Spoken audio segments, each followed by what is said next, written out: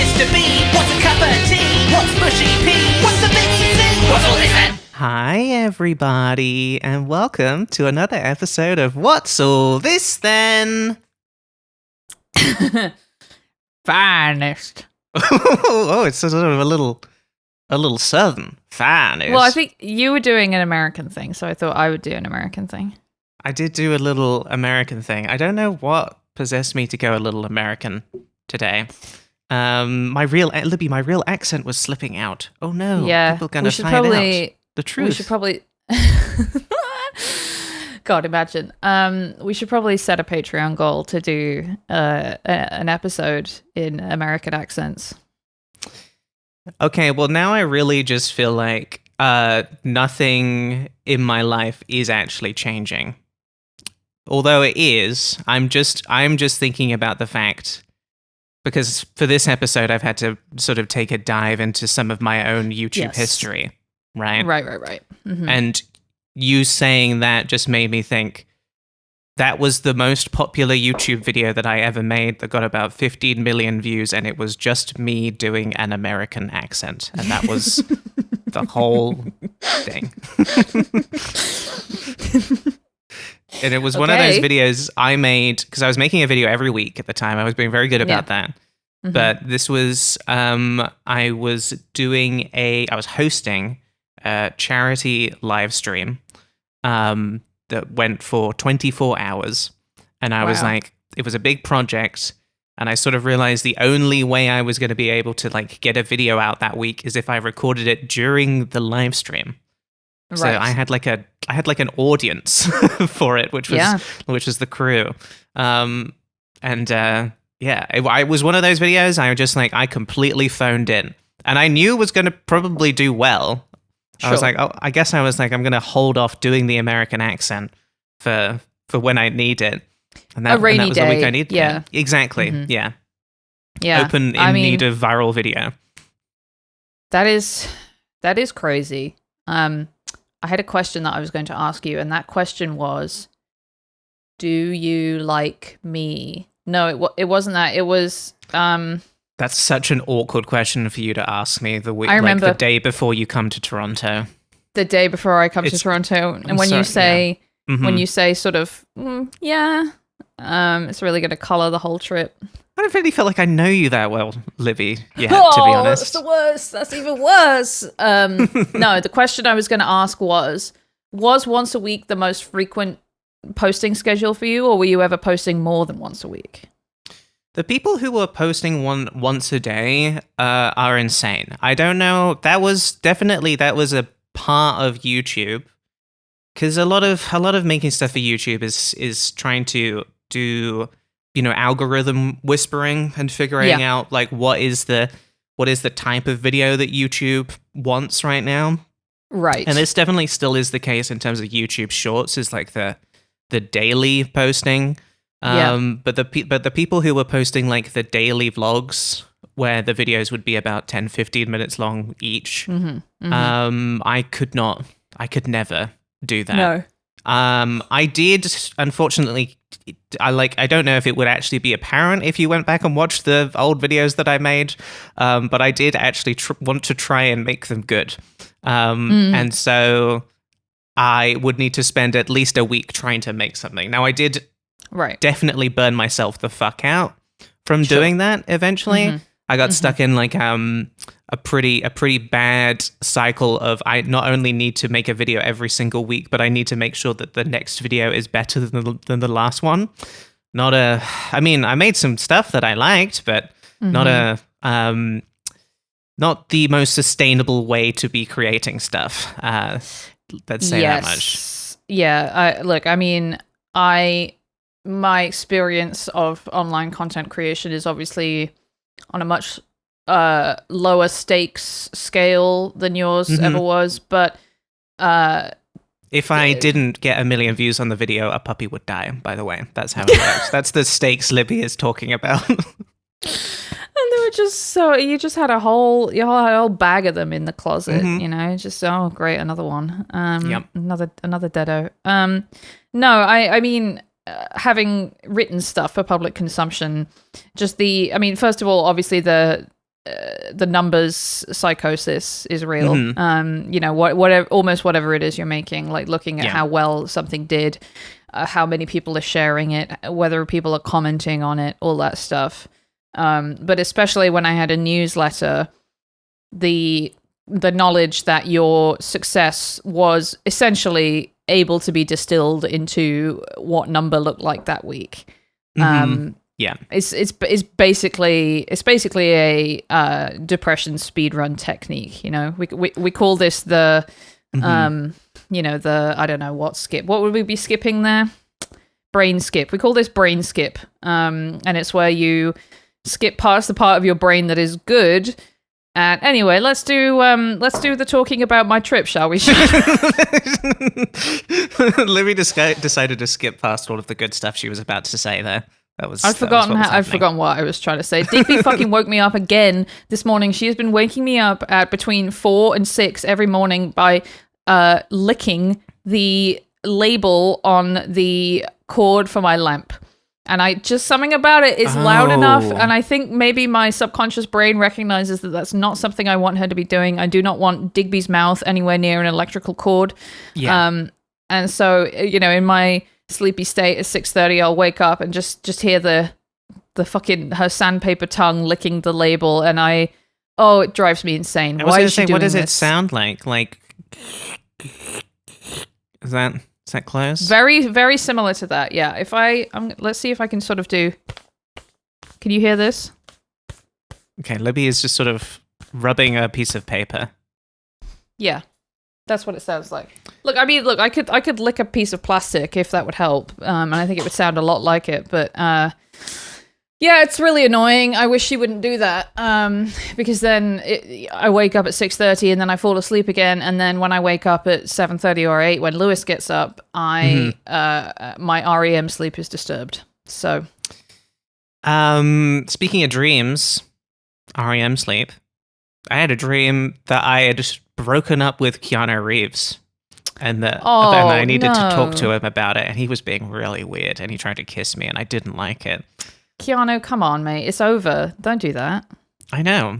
Have It was a bit so of weird dignity. to jump to that point in our relationship in the dream. To see Keanu and be like, my friend was like, let's go, let's not bother talking to him. And I was like, no, I kind of have to talk. I kind of have to talk to him. I have to talk to Keanu Reeves, who I've gotta just talk to him. broken up with.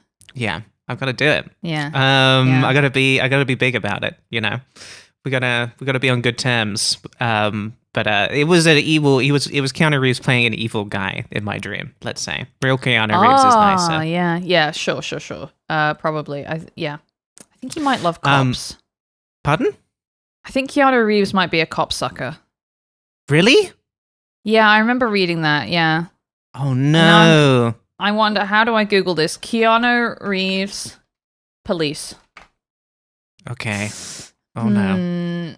If I'm wrong, I'm really sorry, but I seem to remember seeing him doing some cop sucking stuff.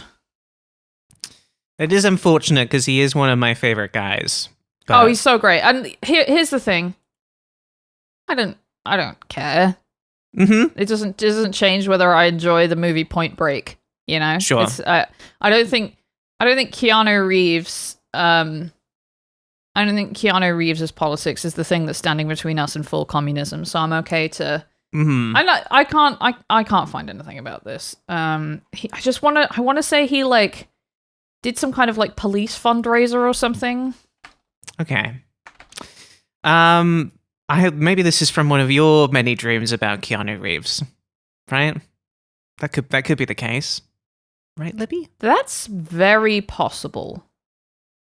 I do have a lot of, well, not a lot of dreams. I have a number of dreams about accidentally tweeting things that I didn't mean and that were problematic, and then only finding out that I had tweeted them from reading my replies and seeing, oh my god, everyone is so mad at me. Oh no. Yeah, that has not happened to me. I did wake up the other day and get a text from my sister saying, do you want to hang out tomorrow? And I thought that was part of my dream. And then I fell back asleep and I didn't text her back, and it made me feel really bad. Okay, here's a great example. When I was waking up this morning, Lewis Lewis tends to make the coffee in the mornings. And by tends to, I mean 90% of the time Lewis is making the coffee. Perhaps more than 90% of the time.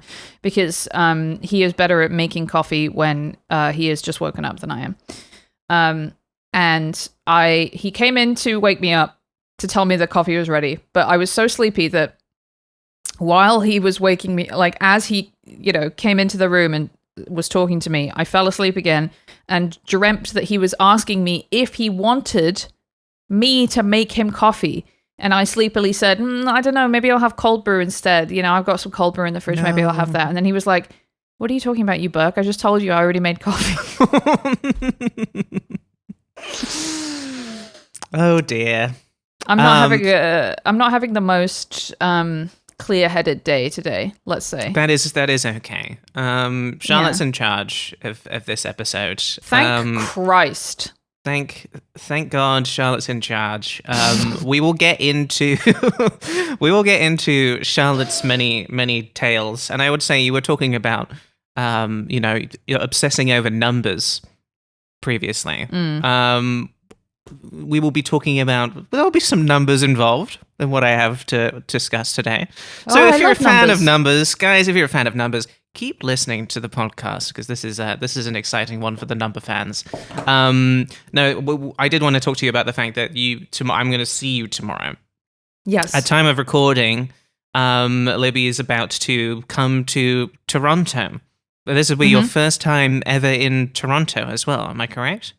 That is correct. Yes. I will be in 24 hours. I will be on a plane. I will be reading the third book in the Wolf Hall trilogy, or maybe I'll be having a little sleep. And then I'll be in Toronto. And we have so many wonderful plans, don't we, Charlotte? We have. Okay. Well, I mean, I haven't planned around like the normal. I have a friend coming to Toronto. What do we do? Sort of, I haven't, because a lot of that is like, I kind of realized that when you have a friend, you're just sort of like in town, you're looking for things to do with them. And I don't think we're going to go up to the CN Tower. No. Right? I don't think we're going to go to the aquarium.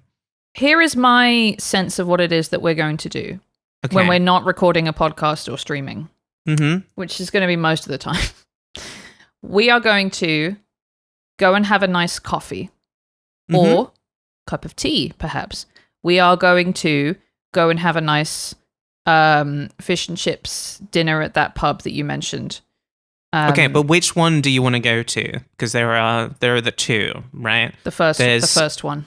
You want to go to the first one that did have the better fish and chips, but it doesn't have like the atmosphere, I guess. It's not like a bespoke place. It's just like the guy working there just happens to be able to make a good fish and chips. I would say that the atmosphere, Man of Kent, I think is the name of the place. I'd say it was kind of bad, generally. Now that's interesting. Like it was empty. I went there at like 3 or 4 p.m. on like a Wednesday or something. Look, so it was, yeah. I'm happy to go wherever you think we're going to have the best time. In my head, as soon as you sent me that picture of the fish and chips that you had at Man of Kent, I was like, me must have that fish chips. However, the fish and chips from the other place also look good, and it was cute. So I'll go wherever. Okay. It's really up to you. I also want to meet your sister.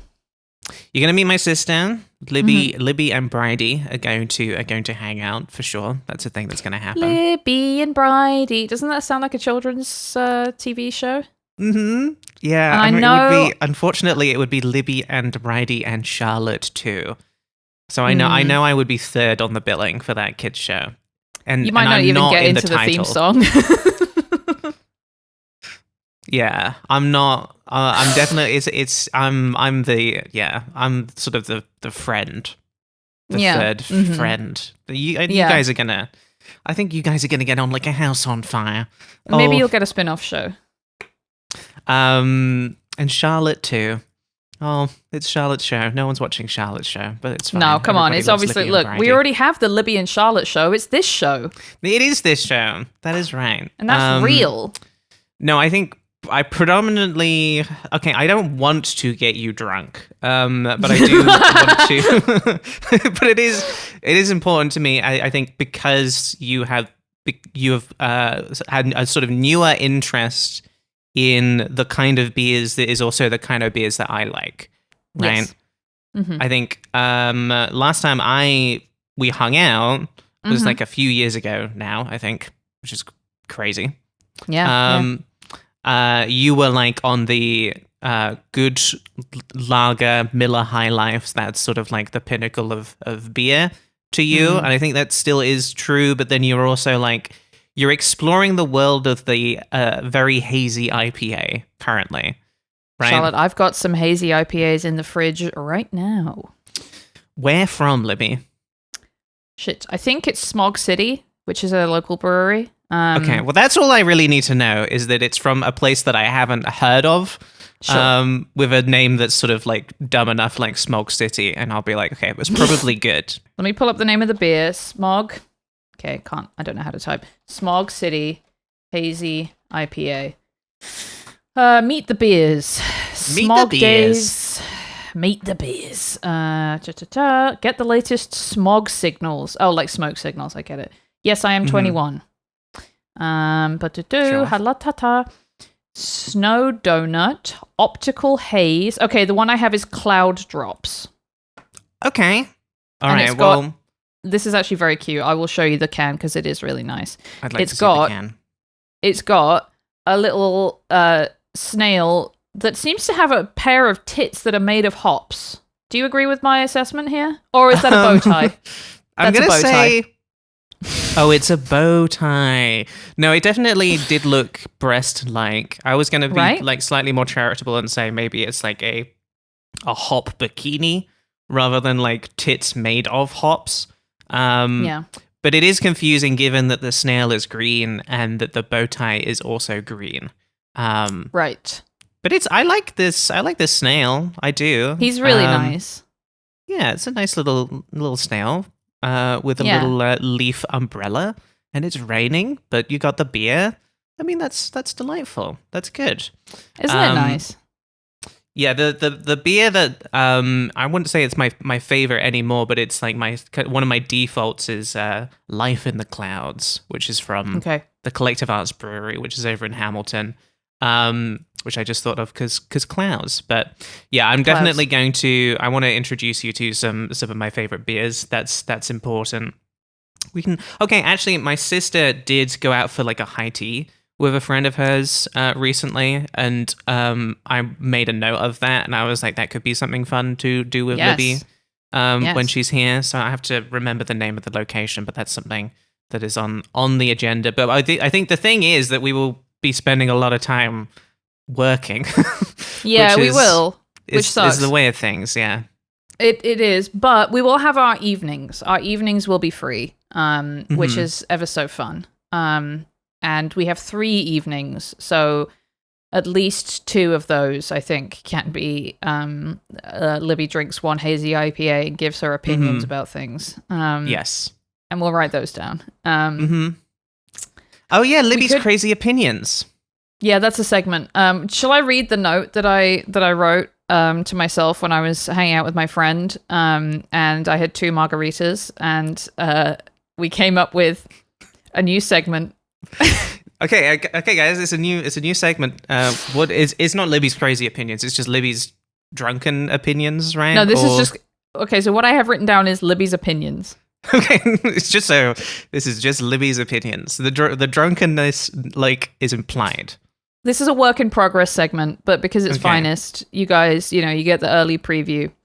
Libby's opinions. Men need YouTube to tie or put on pants.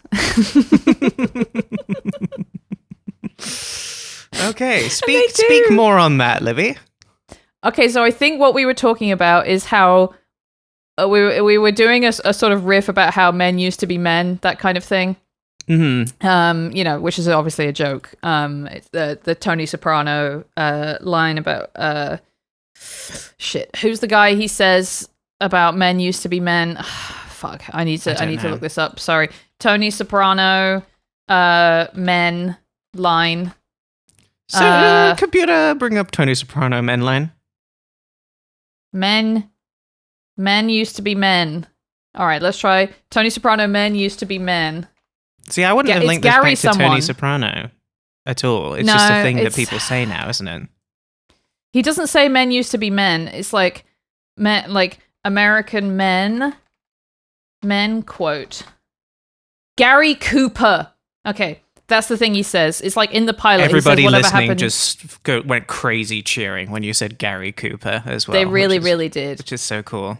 No, it's in the pilot, and he says it to his therapist. He's like, whatever happened to the strong silent type Gary Cooper? And it's sort of it's sort of the heart of the show is this like completely fucking false and ridiculous idea that he has that that's what A, he should be like, and B, what all of his mafia friends are like, and obviously it's not. They're constantly ruled by their emotions. Anyway, men need YouTube to tie a tie now. Men used to know how to fix a sink, and now they need YouTube to figure out how to tie a tie. It used to be that when you were a man and you saw a tie, that the information would just sort of like come to you like in an animalistic sort of way, where it is just second nature that you know exactly the way to do it. And now you have to watch a YouTube video in order to learn how to do it. I think that is true. I'm just thinking about I'm trying to remember how I learnt to tie a tie, because at secondary school I did have to wear a tie to school every day. Me too. You also were a tie wearer at school? At my school, in year 11, the last year of secondary school, you had to wear a tie, and it was a way of making the year 11s be like, all right, you're a grown up now, and you got to do well at your GCSEs. So we're going to give you the tie to show that you are sort of, older than everybody else, and you're one of the grown ups. And it kind of worked, honestly.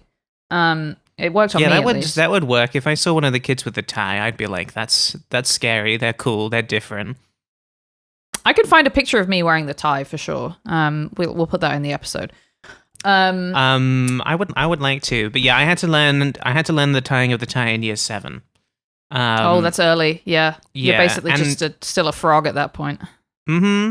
And I think the thing that is important to know about it is, despite tying a tie every single weekday for the majority of my teenage years, I still do not know like how long to make one end in order to make sure that the tie is like the right length. It will still always take me like I haven't worn a tie in quite a while because I'm a lady now, and ladies don't do that sort of thing. Thank Christ, by the way, that we don't have to do that.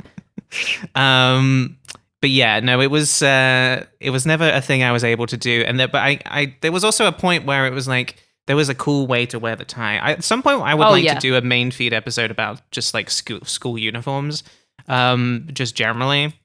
Yeah, but just thinking about. Go ahead. I was just going to say, there's just so much content we could get out of British schools. Yeah.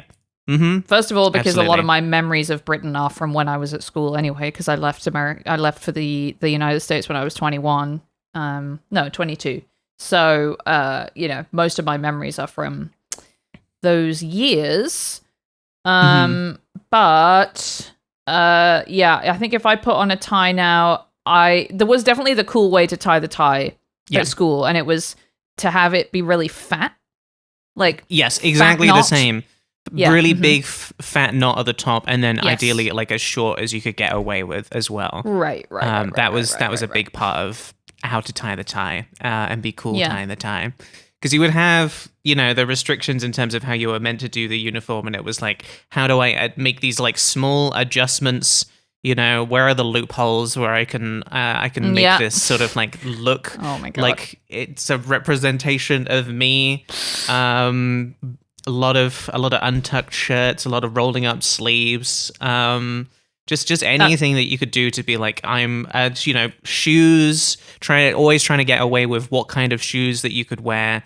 Black trainers. Is it okay? Do I have some kind of like way that I can justify I actually need these for a medical reason, but I don't really. I just want to wear them. All of that kind of stuff. I have at least 10 minutes. Yeah. I could just do a 10-minute monologue about my my versions of these because I was huge on this type of thing, getting away with not wearing the uniform properly. Yeah. Can you believe that I had sort of, goth accoutrement on my That's cool. on my uniform, but we got to save it. We got to save it for another episode because it's too good to burn on this one. We should save that for whenever we do an episode about British schools. Any more Libby's crazy opinions? No, that's it. That's it. Men But used to be able we're gonna come up with some. Okay. All right. In Toronto, you're gonna feed me 1 or 2 hazy IPAs, and then you're gonna tuck me into bed, and I'm going to hold my phone to my mouth, and before I fall asleep, I'm going to whisper some drunk opinions, like let's say, for example, Xbox is fascist coded or something. Okay. And then I won't have to explain it. You won't have to explain it. That's that sounds like we're gonna have so much fun, Libby. I'm really excited. I'm definitely at the point in the someone's coming to visit like phase where I've just started to realize I'm gonna have a nice time hanging out with my friend because I've been so like focused on and I'm gonna say I've been so focused on cleaning my apartment, and I want you to know I have barely cleaned my apartment. And I hope you will understand when I say I've simply been thinking about it a lot. Charlotte, I could not understand more because, okay. As soon as I get back, the day after I get back, Ricky is going to be here staying with me for TwitchCon.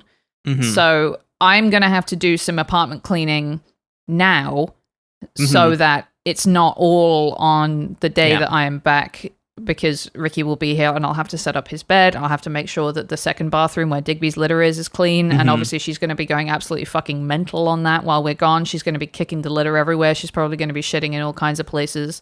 I've got to clean the kitchen because... Yeah. I got to have a conversation with Gideon before you get here as well, where I'm just like, okay, Gideon, you've got to be on your best behavior. Please, please poo in the litter box and like make sure all of the poo comes out of your butt before you leave the litter box. Before you leave. Okay. Yes. I did because I would just really prefer it, Gideon. He's napping right now. I would just really prefer it if the first thing I did is I led you into my apartment is not looking at some shit on the floor, which he is wont to do. Yes. Just to leave those little gifts around. Lucky for you, I have had cats my whole life, and so I understand it won't be a reflection on you as a person. No, if I open the door and Gideon is there with a big poo on his head. That would be nice. That would be impressive if he managed to get one on his head. Yeah. I would like that. Okay, now we got to practice that. Okay, so anything else on Libby coming to Toronto, or should we get to Charlotte's YouTube history? Let's get to Charlotte's YouTube history, because I'm so excited to learn about it. You guys will hear more about Libby's adventures in Toronto in the next Finest episode, I guess, when we will record right here in my apartment. That's right. So for the time being, let's talk about Chartjackers. Now I have to say, sort of straight up, in the previous main feed episode, the day of the recording, I remembered that Chartjackers existed. Yes. And then I thought, hot damn, that's going to be perfect for a Charlotte's YouTube history episode. And then ever since I remembered it and have had to remember more and more details and look more and more into this thing that I did, it has increasingly made me more and more depressed. It's one of those things where it's like I've been like, oh yeah, like lots of like kind of crappy stuff in my past. It was like I felt like a weight of embarrassment more than anything going back through a lot of this stuff. Yeah.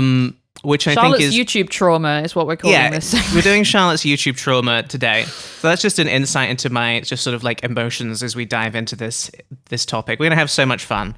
Trauma corner? Charlotte's trauma corner. Okay. It could just be trauma corner, and we could both do some trauma. Yeah, I like school the trauma month. corner. There is, I will have to get into a little bit of trauma coming up later in the episode, guys. Yay! So look forward to that. But we should start by just, I should try and explain to you what Chartjackers is. Please. One thing that was very interesting to me as I was trying to remember details about Chartjackers is that it has its own Wikipedia page. That was literally my first question. Is it have Wikipedia? Not only does this show have Wikipedia, it has 2 Wikipedia. We are talking. How is that possible?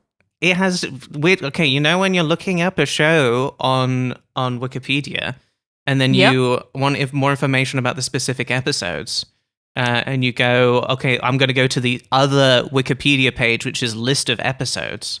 Wow. Chartjackers has its own list of Chartjackers episodes Wikipedia page, detailing all 11 episodes of the show, which is similarly crazy to me. The Wikipedia page is large as well. It is large, and I will say, I think has predominantly been written by. This is maybe my favorite part of the Wikipedia page. Has predominantly been written by one person who I think hates Chartjackers. Oh my god, that is so good. So much funnier than what I was thinking, which was that it was written by one person whose autistic fixation is Chartjackers and other shows like it. It's possible. I mean, I don't think there's anything like askew with having a fixation on something that you also hate, right? It does seem that is the case here.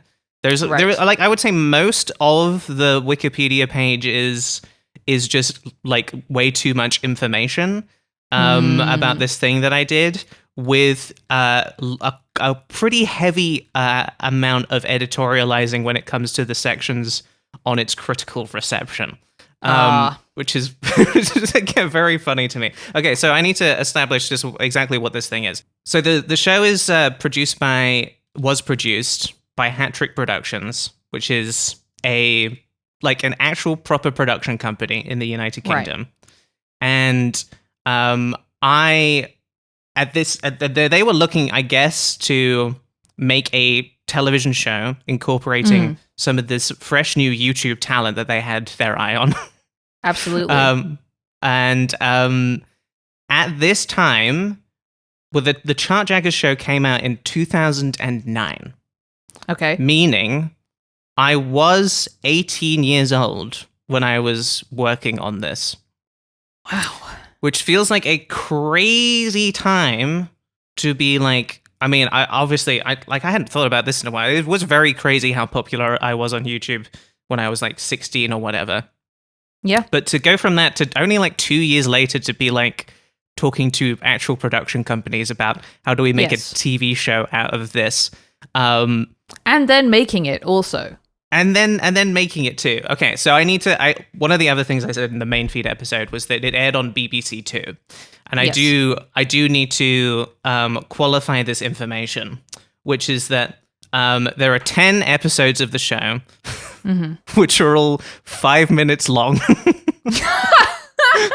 which were released not on BBC Two, but were in fact released on BBC Switch Online. Now, Libby, you of course remember BBC Switch. The BBC app for the Nintendo Switch, of course. Yes, I have it, and that's where I watch Newsnight and Question Time. Yeah, no, the BBC actually invented the idea of the Switch before Nintendo did, which is really, really cool. So BBC Switch was, it was like a short-lived attempt by the BBC to sort of like find something between the BBC productions for adults and families and CBBC, children's BBC. BBC Switch is teenagers. That was what it was directed at. And, you know, being a teenager myself at the time of Chartjackers, I was obviously perfect for being involved in this whole thing. And I can't remember if it was Hat Trick Productions who came up with it or if it was like the group of YouTubers or exactly how that came about. But the idea that we hit upon for a project was we will try and make a song and we will get it to number 1 in the charts. And we will have 10 weeks to do that. And I should say as well, so the episodes released in real time over the course of that 10 weeks on BBC Switch. And then all of the episodes, plus a little bit extra, were edited into one half an hour, which that aired on BBC Two. So it did air on BBC Two, but it was just like basically like a half hour documentary about the whole thing. Yes. I am pretty sure I did not get paid for doing this project. What? Yeah. Which is bad. I will say. Yes. Yeah, I would say that's bad, yes. Is bad. I have to imagine the reason behind that is because we focused it as a charity project, right? This was a big part of it, was we were creating a song and all of the money from that song was going to go to children in need. Which sounds like I'm just saying something sort of like broad and general for people who don't know that Children in Need is the name of an actual charity, a big UK charity. I definitely was like feeling strange about that, remembering it. It makes sense that an 18-year-old would sort of get taken advantage of in this way to not get paid to be making a TV show. It's definitely something that I think is like happened quite a few times over like sort of like my early like YouTube career.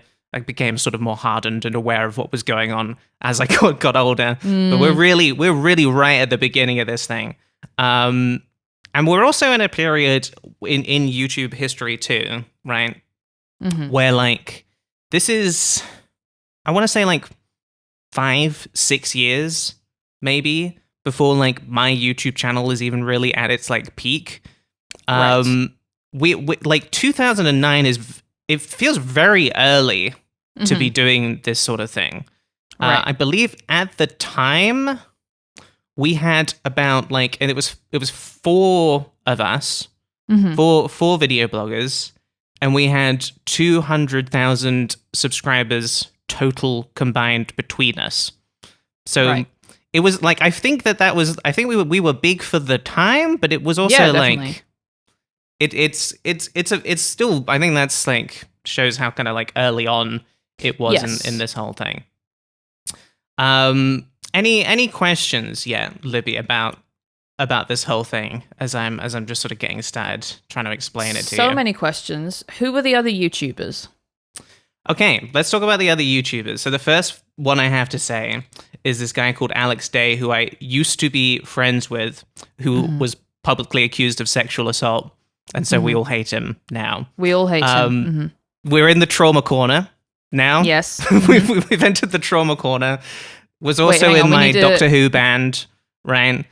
We need a theme song for Trauma Corner. We do. I need some happy little music as we exist in Trauma Corner. It's one of those things where it's like, it's just very unfortunate that anytime I want to revisit something from my past, I have to be like, oh, and also that guy who's a dick was there. But that's the situation. And I will encourage listeners to look more into it, but I'm not going to talk in any depth about it today.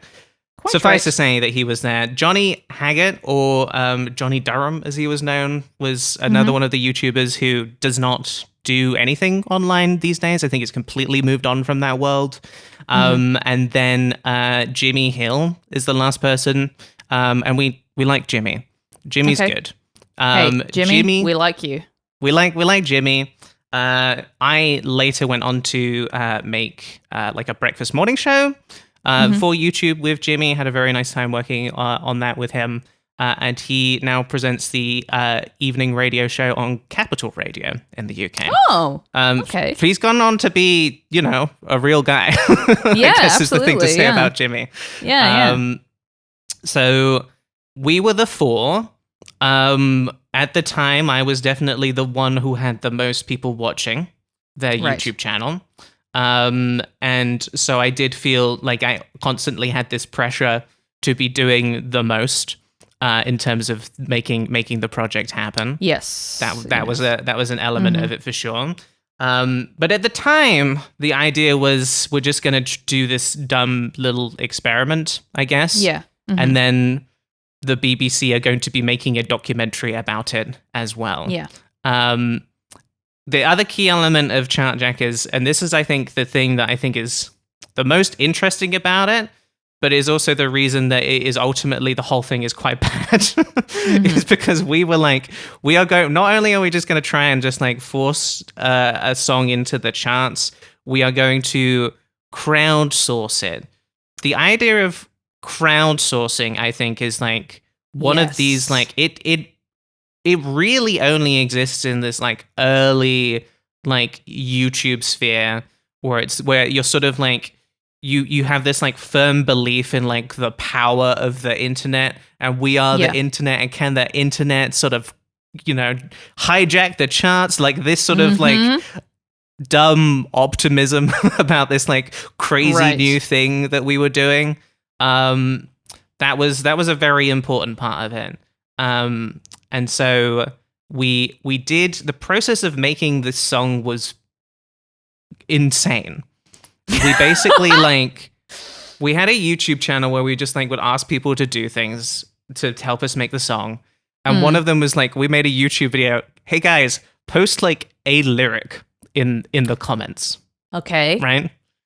Just a lyric to a song.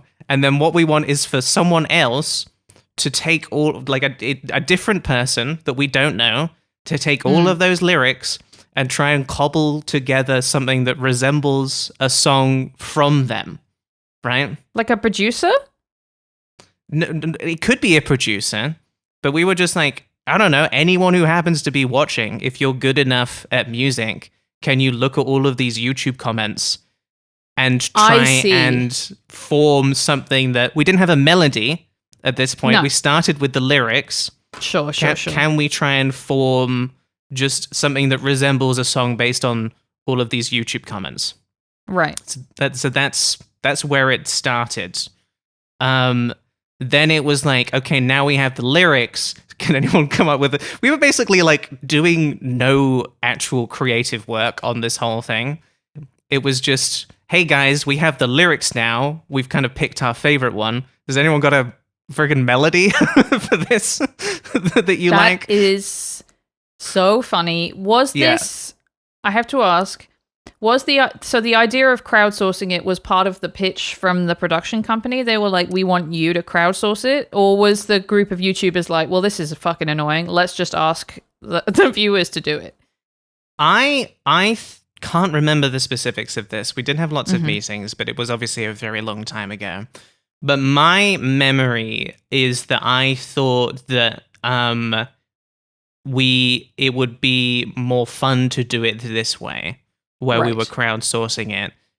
Like, it's the only part of it that I'm still sort of like vaguely interested in, because the idea of like being able to actually make a good song this way is insane.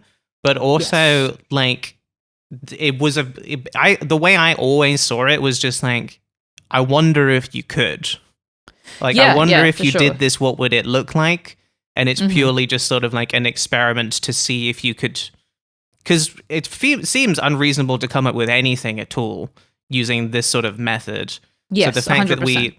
that we got from that sort of methodology to actually having a completed song, right, in and of itself was kind of insane. I'm trying to decide now in my heart of hearts if I want to show you one of these Chartjackers. Maybe later I'll show you one of these like Chartjackers like update videos, or we could just do it now.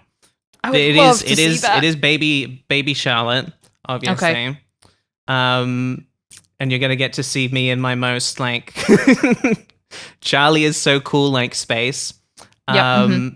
But this was, okay, so I think this was at the point where we had got someone to, like, we got someone to come up with a melody that we liked.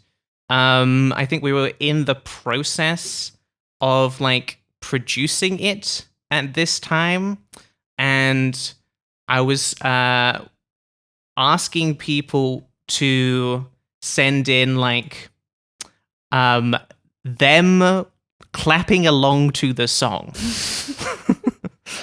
Right?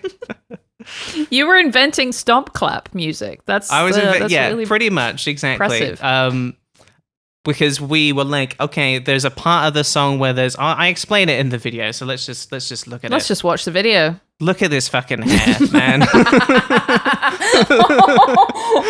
at this fucking hair. Oh my god. And also just like the bedroom aesthetics are so funny. The fact that you're recording this seemingly on the floor next to your twin bed with the radiator in the background it's just so evocative. It's so evocative. Yep. It's crazy that this is how a lot of the YouTube videos that I made looked, because I did like put quite a lot of effort into like a background that was sort of like a collage of a bunch of stuff that I collected from people that they'd sent me or given to me at like events and things, and what I'm choosing to shoot into the corner of my bedroom. Again, I'm I think 18 years old at this point.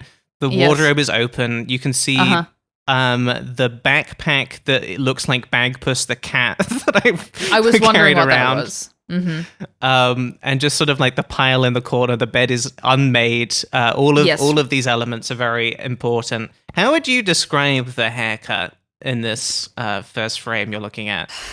I would describe this as sort of it's not emo. What it is it's sort of like if TikTok hair had existed in 2009, this would have been it. Which makes sense because it's YouTube. Yes. It's giving fuckboy who will break your heart. Mm-hmm. I think fuckboy is about right. It is like I didn't cut my hair all that often. It was pretty moppish. It was always a lot of hair covering up the forehead. For sure. Anyway, let's have a little look at what's going on here. Chartjackers! Ow! Right, hello. Don't know what that I watched was. that bit where I just say, "Oh, hello," and I was like, I still do that. That's here's the thing. On. That's a great bit to say hello. I do say that. Say hello in sort of a British way. Still doing that. Yeah. Waitrose bag spotted got also. something I want you to all get involved in today, but before I talk to you about that, I want to give you some updates just generally on how the project is going. So as Alex mentioned in the last video he posted, we have a producer now, and we've also picked the vocalists now. I'm not going to tell you who we the did vocalists auditions to find people to sing the song as well. Wow. Yes.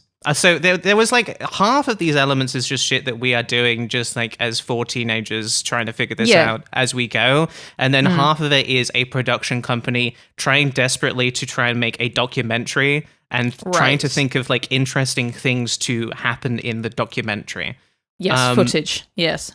A lot of footage. A lot of what happened in those documentaries is just sort of like random C-list celebrities that we were asking for advice. And then occasionally, I want to say that the audition process is like maybe the most thing that happened in the documentary. Because it was like, you know, they'd booked out like a place for us to go, and we'd asked a bunch of people to come to it and sing for us, and then we picked our favorite singers, and we were like, okay, sure. I guess you're going to be the pop stars for us. I was looking at the list at some point. I don't think I did it. We did meet with N-Dubs, which I think is not a reference that will hit for most people. I only remember Dappy from N-Dubs having his various appearances on Nevermind the Buzzcocks. Yes. Okay. I thought that was he's a guy who in one episode of Nevermind the Buzzcocks was like he descended from the ceiling on wires in that panel show. Dappy. Another person that we spoke to was Chesney Hawkes. Familiar with Chesney Hawkes? I remember that name, but I don't remember who it is. Chesney Hawkes was a one-hit wonder with the song The One and Only. I am the one and only. Yes. Okay. Wow, that's a big hit. I'd rather be. It was a really big hit. And I was looking at the I don't think I've said this. None of the episodes are available anymore. This was one of the most heartbreaking things for me to discover as I was trying to pull stuff together to talk to you about Chartjackers, is the fact that they did unfortunately take down the BBC Switch YouTube channel. And as a result, all of the episodes of Chartjackers are now lost. They are also not available on... I found the page where it's like, here's all of the episodes on iPlayer, and there's just nothing there that you can watch anymore. Lost media, It is, Chartjackers is indeed lost media. But yeah, just to give you a little context as to sort of like what they were trying to sort of cobble together, there is one episode where it's not, we don't meet with Chesney Hawkes. You see me on a sofa on the phone with him. That's so good, and that is so evocative of that type, this type of show, of this era of like this. I think it was this sort of like realization that because of the internet, you could do stuff that would otherwise appear sort of low effort, but because the newness of the internet was the topic. Yeah. It could just be like, and isn't it crazy that this is the thing we're doing? Isn't it crazy that we have these YouTubers and that they're just on the phone and they're just doing this and it's all scrappy and stuff? That's really funny. I think that was a big sort of like element of the style of stuff that was happening on BBC Switch as well. Is it's like, it's a different kind of, it's all a bit shit. It still has that element of it, but yeah, it's scrappy and it's new, and therefore it doesn't need to have sort of like anything resembling like the normal level of like production sheen. Right. Anyway, we need to watch a little bit more of this so I can stop looking at myself. Particular video, that will be revealed on Saturday in the TV show. Okay, I do need to pause that there as well. This was another part of this was looking at old footage of myself talking about Chartjackers and being able to sort of immediately notice the disdain that I had in my heart for the whole like BBC element of the project. So good. The whole TV show thing. You could basically hear you going, fuck off. Yeah. In the video that I had to put on my main channel, where it was like, here is the music video for the song. Yes. I was like, this song is really, really cheesy. Wouldn't it be really, really funny if we got this really, really cheesy song into the top 40? Yeah. I definitely had my like, I was, despite being incredibly involved in the whole thing, I also wanted to keep the whole thing at arm's length too. Sure. So I was sort of like battling between those two things. And we have our producer who is in the middle of producing the song, and that's what I need your help with today. Producing. And the music video as well. So, two things. Now what we've done is we've taken Johnny Dark's original melody and we've added in a little breakdown part to it, which is basically a bit where the drum just goes boom. Okay, this is me just explaining what I need, and then I think this is the bit where I was like, follow along to this at home and send me a video. This is so nice. What I need you to do is, listen here. I need you to clap along like this. And then make another video, a separate video, of you singing the chorus. I've got nothing, can't you see me, baby? Look into my eyes, see I'm acting crazy. Nothing left for me, the lights are going out. Libby's kind of pogging right now. I just can't. I thank you so much for sharing this with me. You are so brave. I'm the bravest person in the whole world for sharing this. I think it's easier, I realize, to share the sort of like 2007 stuff when the camera is just a shitty webcam. But now I'm shooting stuff on like a handy cam camcorder. Like I think I might even be uploading in HD at this point. No, it's 480p. But we were on the road to HD at this point. It's still very jarring for me. It's very jarring for me, I will say, because I know you're telling. I know that's you, and that I understand that that's you, and I'd see it occasionally, but it's also so not you that it's like yes. I'm sure you're feeling this too. It sort of like throws me. I'm like, that's not Charlotte. Shut up. Yeah, I mean, there is always an element of this where I'm like, if you, Libby, had made a video like that when you were 19, 18 years old, you would probably still be like, I kind of can't recognize this person, but obviously it's in a much more extreme way with me because that. Oh, I look exactly the same as I did when I was 19, Charlotte. I don't know what you're talking about. Yes. You have such a lovely youth about you, Libby. It's Absolutely. Crazy. So key things we need to talk about. Yes. Oh man, I don't know if I'm going to have enough time to. We chatted shit for too long. I'm trying to decide if I have enough time to talk about we can just Peter cut some of that Oakley. shit out. We just cut it out. Pat, cut out all of the shit, will ya? Pat, Yeah. will you cut out all of the fucking shit that we chatted? Get rid of all that bollocks. Get rid of all of the bollocks, would you? Would you, love? That's how we really talk to Pat. Would you, love? Would you do that for us? Yeah, we talked to Pat in the patronizing tone that an older man uses towards a younger woman in the pub. Yes, yeah, exactly. I wanted to talk a little bit about Peter Oakley, also known as Geriatric 1927. Sorry to sort of pivot here, but it will become relevant. Are you aware of Peter Oakley? I don't believe I am. So Peter Oakley was we are talking absolute OG when it comes to YouTube. There was a point where he was the most subscribed to person on the whole website. Did you talk about him in the last YouTube history? I believe you might.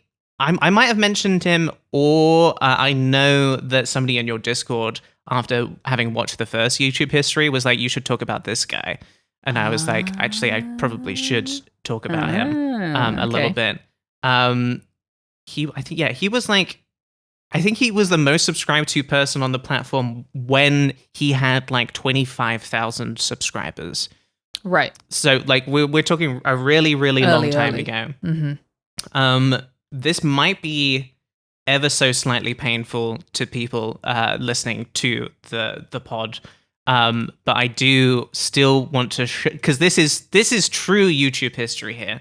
So again, Geriatric 1927. If it's not already apparent just based on the name, he an old man, and he is like really he is ground zero of old person using internet. Isn't that crazy? Isn't that funny? Yes. The rapping granny. Yeah. Exactly. So this is his first YouTube video, which is called First Try. The video is called First Try. Yeah. And then we got the Windows Movie Maker text that says Geriatric gripes and grumbles. Love this. There's a picture of Peter. Hello. He starts off just silently. Yep.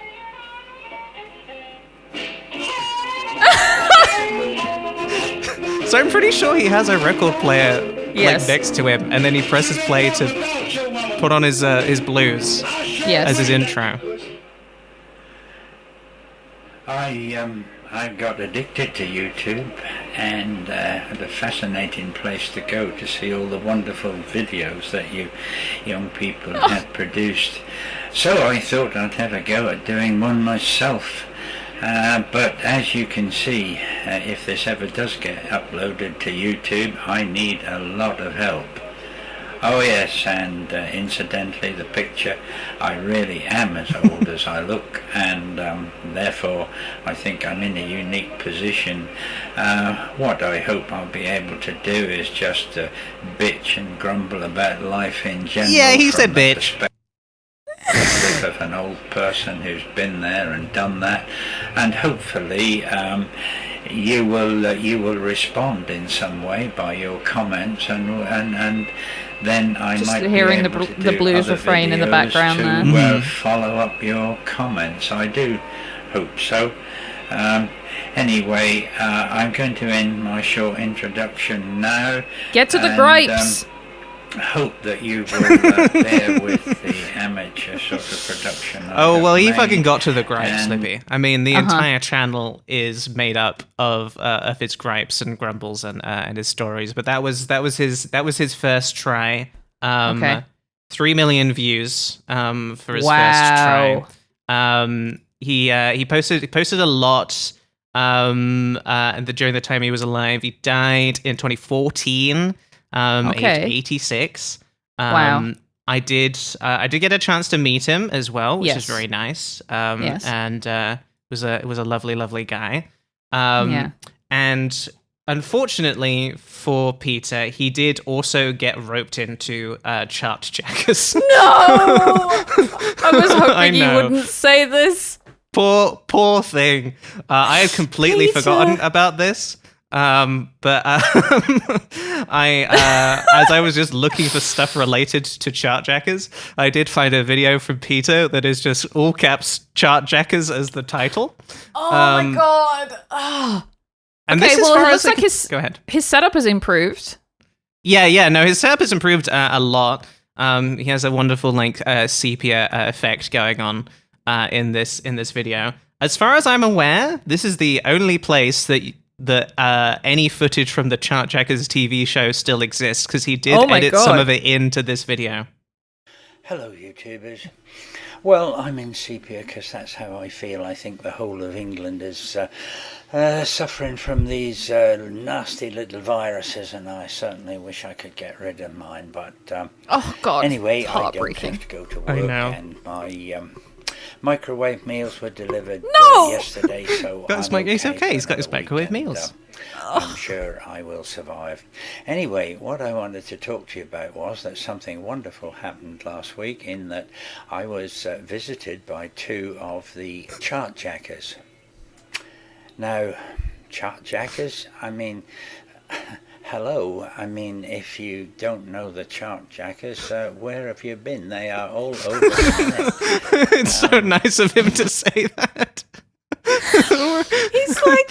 He's like YouTube Wallace from Wallace and Gromit. I know, truly. Ugh. But yeah, this again, he's edited in like a little bit of the intro here. This Oh my God. This is the intro to Chartjackers, and you get a little insight into all of the That's various you! characters. I'm in it. Everyone's there. Boo! Boo! We hate you. Boo! We hate you. Oh, and that was a big thing we did as well. We all put our fists in the center and went Chartjackers. That was what I we hate did. that. Yeah, it's not great. Anyway, we did rope him in, unfortunately. Sorry, Peter. Because he was a part of a single. I don't know where it placed exactly. He was in a band called the Zimmers, and they did a cover of Our Generation. Okay. That's good. And he also released a song of his own as well at some point. I learned watching that video. This feels like such a relic of Mm-hmm. a bygone time, where having a single, having a Christmas number one, having a number one, releasing a song was a sort of not just an attempt to become more famous, but a marker of fame. Is if Yes. you have a single, then you are somehow legitimized. And it's just that is just completely dead as far as I can tell. The idea of it just like knowing what is number one in the charts just really truly means nothing at all anymore. But I think like a generation of like kids caring about like watching Top of the Pops, right? Oh yeah. I feel like that ever since that has gone, but like being a teenager, it being I think it was Fridays, right? That they would do Top of the Pops, and a bunch of people who were in the top 40 would go on Top of the Pops and perform. I have a feeling that maybe my stepdad Trevor performed on Top of the Pops as part of his band that he was in with Bill Bailey. I need to confirm this information. You do, yeah. Because that was that has come to mind. But yeah, definitely there was a point where we cared about this sort of thing. Sure. Chartjackers immediately like predates the attempt to get Rage Against the Machine as the Christmas number one, because that was always a focal point, is like who's going to be the number one at Christmas. That was always a big deal. And so that period where everyone was like, fuck the Christmas #1, let's have Rage Against the Machine be there instead. I remember that and thinking that was sick as hell because I loved Rage Against the Machine. I remember watching Top of the Pops and being like, it's going to be so cool when they get to the to #1, and they did, and it was very cool. Let's skip ahead to. I just need to show you some of the music video, I guess, for "I've Got Nothing," which was the song that we created through the power of the internet, Libby, through the amazing power of the internet. This music video, I can say this because I made it, is pretty bad. And I will be very curious to see what you think of the song as well, knowing how it was made too.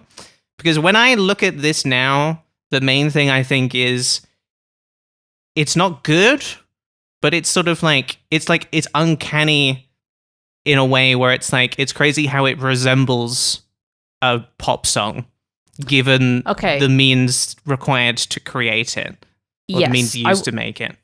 I was thinking just a little bit you played earlier.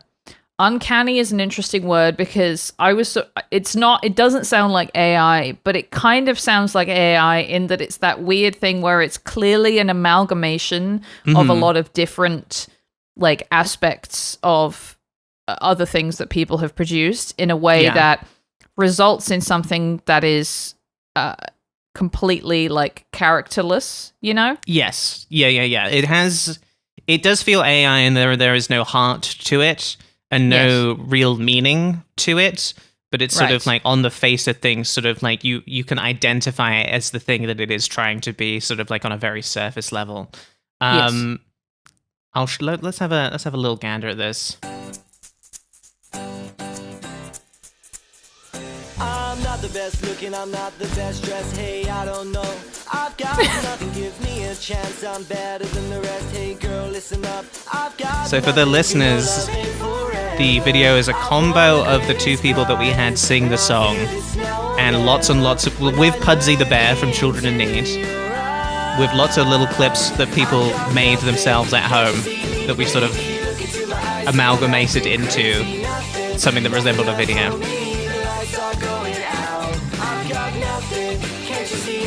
I need to know. You said that these lyrics are an amalgamation of comments that were left on a YouTube video. Yes, the video was, hey, leave a lyric, like an idea for a lyric in the comments, and then someone else will go through and turn those into, like, pick those out and sort of like a puzzle, create the lyrics for a song. And then when we have a set of song lyrics, now we need a melody, and now we need a producer, and now we need someone to sing it, and going from there. Because it sounds more cohesive than that would initially imply. Because like you would think that would just be a bunch of random disconnected lines, but also maybe this type of music is so the lyrics are always so asinine that you could basically just take a line from, I'm sorry to say it, 2 Taylor Swift songs and just put them together, and they would maybe work. You know? Does that make sense? Yeah, no, for sure. It's like, it's a lot of like, all of the lyrics sort of like have to be sort of generic enough in a way where there's not really a whole lot of meaning behind them. And that's sort of fine so long as they like rhyme, I guess. I paused on this frame just because you needed to say something. This is my sister holding up a Chartjackers heart. This was another thing I thought was quite funny when I went watching this, is like clearly there were chunks of the song that needed visual accompaniments where we didn't have enough stuff that people had sent in. So I would just sort of like be soliciting my family. My mum is in this as well. That's my mum holding the Chartjackers heart as well. There's lots of random shots like around my home. It's not like I was trying to pretend that they were. Yeah, that's my sister again. Yeah. The train tickets. I remember you mentioning the train tickets. Yeah.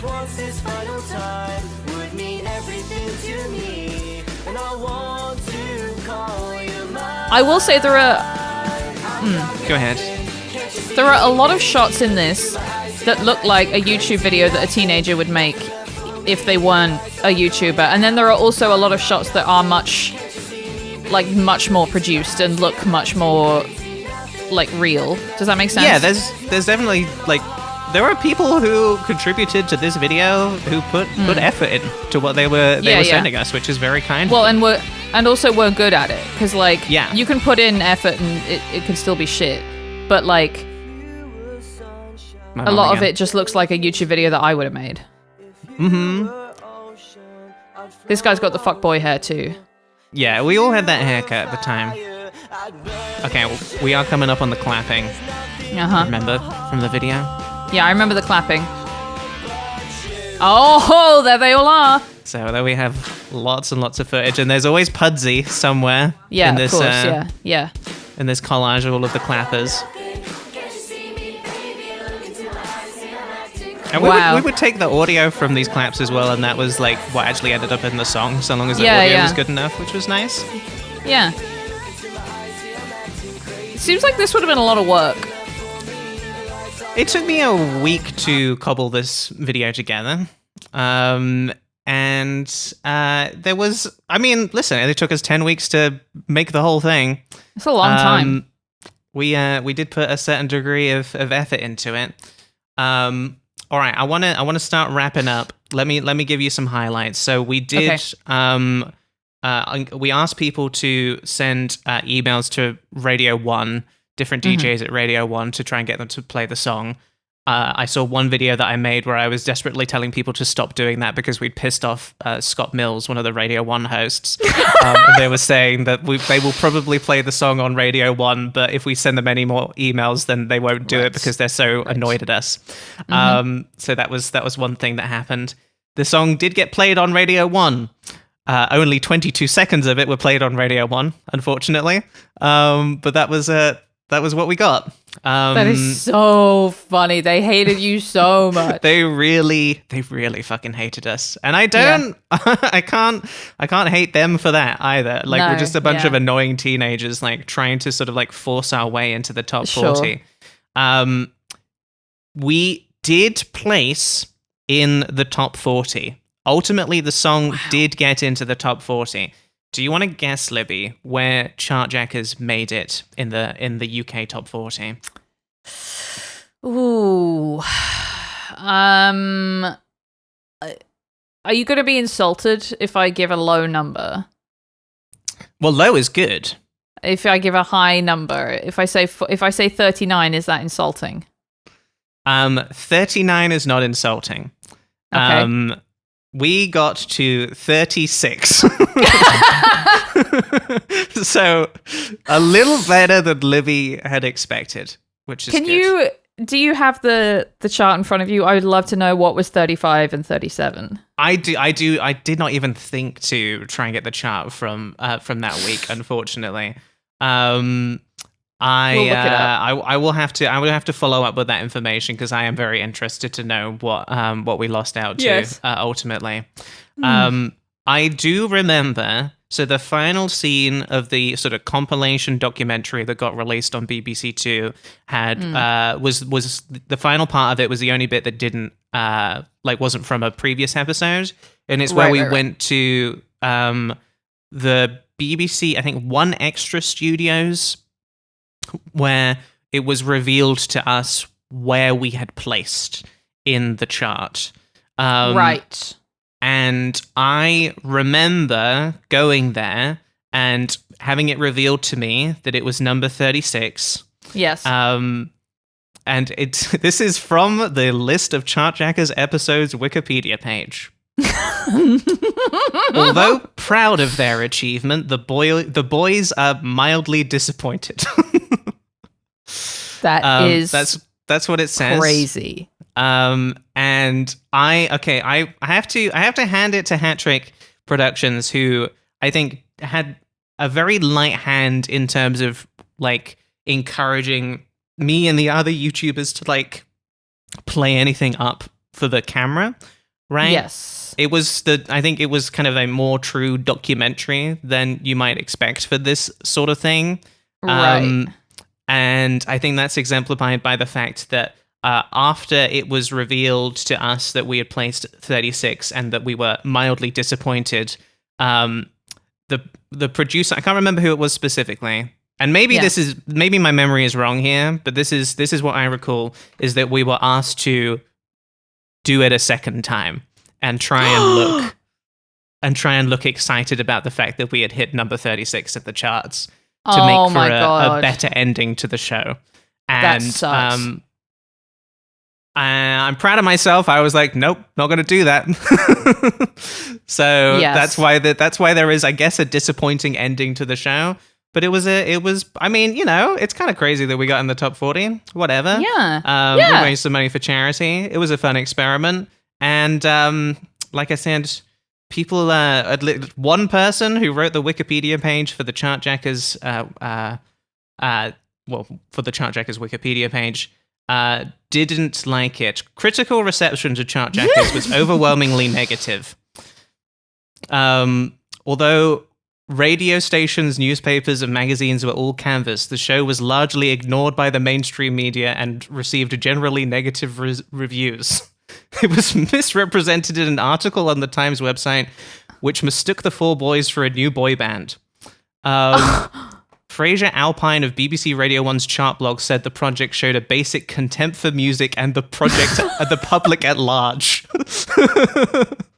James Masterson of Yahoo Music called Chartjackers something of a failure and its charting lackluster. Okay, I did Neither look up. Reggie Yates nor Scott Mills, two of the DJs whose Twitter feeds were spammed during episode night, were impressed by the way Chartjackers' team had tried to get their attention. I mean, look. Go ahead. That's not your fault. First of all, this is all the fault of the adults who were in charge of this. And I know that 18 is adult, but come on. I did look up I did look up the chart of that week, and I can tell you what is 35 and 37. Go ahead. 35 was She Wolf by Shakira. This was its 10th week on in the singles chart. Okay. 37 was Three Words by Cheryl Cole featuring will.i.am. Yeah. And I can tell you that number one that week was Meet Me Halfway by the Black Eyed Peas. Okay. So that was going to be hard to compete with. Ultimately, I don't think any of us ever believed that we were actually going to get to number one, and we pretty much only said that because that's the only way you could market a show like this, is just to sort of like have a goal like that. So we didn't achieve that. We were mildly disappointed, and that's fine. We created something weird and now forgotten mostly. Even by me, up until this last week, I had pretty much completely forgotten that this was a thing that I was involved in. Chartjackers stands as a shining example of how all of the goodwill in the world isn't going to guarantee mass public support, and so setting out defined aims such as number one signal, which fails to take into account this one final variable, will inevitably result in a small sense of failure when the true reality of reality TV finally kicks in. I think it's cool that we had haters, honestly. What is that a quote from? That's from James Masterson from Yahoo Music. James Masterson. I will also say, I think it's very funny to read all of the sort of like, again, the critical reception portion of this Wikipedia page. Yeah. A lot of, again, one person wrote this, and a lot of it is quite heavily cherry picked, which is quite funny. Yes. They really want to lay into, everybody hated Chartjackers. Sure. Yeah. The one thing that did happen, which I will always remember, which was quite fun, is we did eventually meet Chesney Hawkes. Yes. We had like a Chartjackers gig with him. Yes. He performed the one and only at the gig, and I got to stand in the center of the stage and do air guitar during it. And okay, now that's fun. That's pretty fun. That's pretty cool. Yeah, that's a good outcome, right? That's better than getting a number one single. Yes. Insane story. Thank you so much for sharing all of that trauma with us, Charlotte. I'm sorry they didn't pay you. They should have paid you. They should have paid me. Because here's the thing. I was thinking about this. And obviously for charity, whatever. First of all, like, celebrities don't get paid to do charity stuff because they're fucking celebrities. You know, they're like already very like rich and famous. Second of all, makes sense to be like, oh, the proceeds from the single will go to children in need. But I bet the fucking producers of the show still got paid their salary to work on this fucking show, and you didn't. You know? Mm-hmm. Yeah. No, absolutely. It would have been nice to have gotten paid to have made a television show. But at the time, it was so easy to be 18 years old and to be whisked off to London and for them to be like, we're going to make a TV show about this crazy project you guys are doing. We're going to buy you lunch, you know? We're going to pay for all of the train tickets as well. Isn't that going to be great? Yeah. Like, train tickets, those are expensive to get all the way to the big city. Right. You're telling me I get to go to London to meet with the Hat Trick Productions team? That's sit in their lobby. That's so maybe run into one of the celebrities that they might be working with. I mean, simply a dream for an 18-year-old. I might do that now, honestly. Yeah, if I could get a train ticket out of it. Yeah. Mm-hmm. I'd like to get. I mean, trains, they're so expensive, are they not? Oh, they're so expensive. So expensive. So expensive. Any final questions about Chartjackers before I put this thing to bed? Are you okay? No. Look, I will say I did have to, reading that Wikipedia page, I did have to sort of like, I had to check myself where I was like, why am I getting defensive about this thing I forgot existed that I don't care about? It's part of your life. I would do the same. Here's the thing is like, it's embarrassing having done something like slightly cringe that was famous and on telly. Mm-hmm. Is it? I did so many more embarrassing things that no one was even watching, and that is embarrassing in its own way. You know, the embarrassment of obscurity is where I've been laboring. At least you were famous, you know. Yes, and being famous is good. That's one of the good things to do, and it's one of the things that makes your life better when you're famous as well. Yes, inarguably. Absolutely. And that's the message of this show: is we need to be famous. Make us famous. Please make us famous. But you're already doing the best thing you can, which is simply supporting us, dear listeners. I hope you enjoyed my little ramble storytelling of the world of Chartjackers. That's right. Oh yeah, I forgot that the main singer that we hired did have a really big crush on me as well, and I had to let her down softly. There was so much drama going on behind the scenes of Chartjackers, Libby. You wouldn't believe. What's this? What's you this fumbled. face? You fumbled the singer. I fumbled her? Well, I simply wasn't interested. No, you should have married her and had the Chartjackers babies. Well, instead of having Chartjackers babies, Libby, I've got nothing.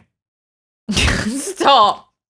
I've got nothing. Don't. And we've got nothing left in the episode. Thank you for supporting us on Patreon. Thank you for listening to the finest episode. We'll see you next time. Libby will be in Toronto next time. Isn't that nice? Bye, everybody. Yay, bye. Bye-bye. Bye-bye. What's all this then? What's all this then? What's Mr. B